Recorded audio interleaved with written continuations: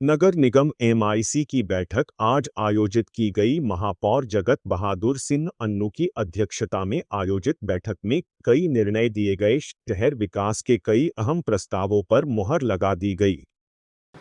एक निर्णय उसमें यही था कि जो हमारा गार्डन का वेस्ट होता है, जो पेड़ की कटाई और छटाई पूरे शहर में होती है, तो वो हम लोग पीपीपी मोड पे, मतलब ज़मीन हम देंगे, बाकी प्लांट दूसरा व्यक्ति लगाएगा, उसको ले जाकर सारे जो वेस्ट मटेरियल होता है पेड़ का, वो पूरा ले जाकर वहाँ पर उस अपने तरीके से गुट्टे बनाएगा और वहाँ हमारे जो लोग हैं वो उसमें इन्वॉल्व होंगे उस काम में, और वो गुट्टे वो अपने बेचेगा और उसमें रॉयल्टी हमको नगर निगम को मिलेगी। तो जो अभी वेस्ट पड़ा रहता है पूरे शहर में और उससे बिजली का उत्पादन नहीं हो पाता है, तो अब वो उसमें अलग तरीके से कंपोस्ट प्लांट शहर में लगेगा और उसको आज हम लोग ने एमआईसी से स्वीकृति दी है।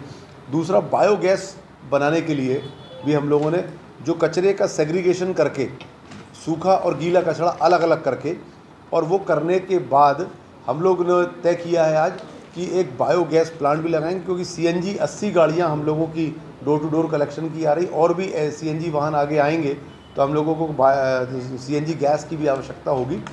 वो भी पीपीपी मोड पे नगर निगम सिर्फ जगह देगा और किसी प्रकार का पैसा उसमें नहीं लगाना पड़ेगा, हमें रॉयल्टी मिलेगी और हमको सीएनजी गैस भी जबलपुर में अच्छे से उपलब्ध होगी। और इन सब चीज़ों का वेस्ट का जो हमारे घर से वेस्ट निकलता है उसका इस्तेमाल होगा। 150 टन रोज़ कचरा उसमें कंज्यूम हो सकेगा, ऐसा बायोगैस प्लांट हम लोग डाल रहे हैं। स्लॉटर हाउस की आज हम लोगों ने स्वीकृति दी है टेंडर की, टेंडर बहुत जल्द अब लग जाएगा। जबलपुर शहर के बाहर स्लॉटर हाउस ले जाया जा रहा है, कई चीज़ों से उसमें लाभ होगा। एक तो जो खूनी नाला हम लोग कहते हैं, वो खूनी नाला बंद हो जाएगा, क्योंकि अंदर वहाँ पर जो हम लोग बड़े पशु काटते हैं वो काटना बंद होंगे। कई बार ऐसा आता है कि गलत तरीके से गलत जानवर भी काट दिए जाते हैं, वो सारी चीज़ें बंद हो जाएंगी। हाइजीनिक तरीके से 20 से 25 करोड़ रुपए का प्लांट लगाया जाएगा, जो पीपीपी मोड पे होगा वो कंपनी आके लगाएगी।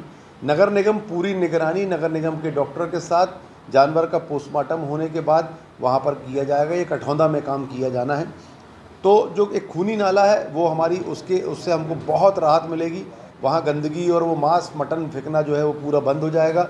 खुले में जो दुकानें वहाँ पर मांस मटन बेचती हैं वो बंद हो जाएगा। ऐसी शिकायत आती है कि घर घर भी ये काम होता है और हमको रॉयल्टी भी नहीं आती जहाँ पर स्लॉटर हाउस में कटता है।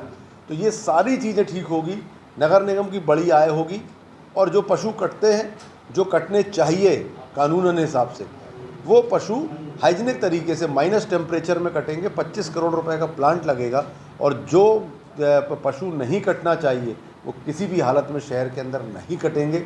ये आज हम लोगों ने टेंडर करके तय कर दिया। एक महत्वपूर्ण काम हम लोगों ने आज नामांकन का भी किया है।